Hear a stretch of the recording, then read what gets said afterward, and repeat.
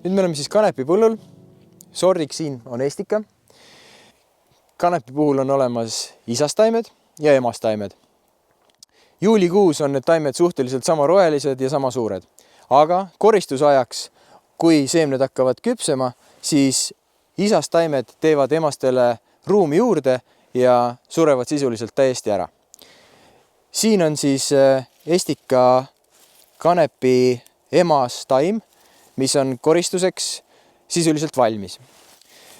Seda valmimist on võib-olla keeruline esialgu kohe hinnata, aga et saada ülevaadet seemnete küpsemisest, tuleks pea avada jõuliselt ja vaadata siia sisse neid seemneid.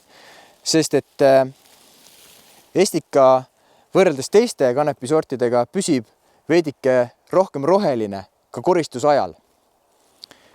Aga kui see pea avada ja vaadata seemneid, siis valmis on kanep koristuseks siis, kui siin on ligi 80% ulatuses seemned küpsenud.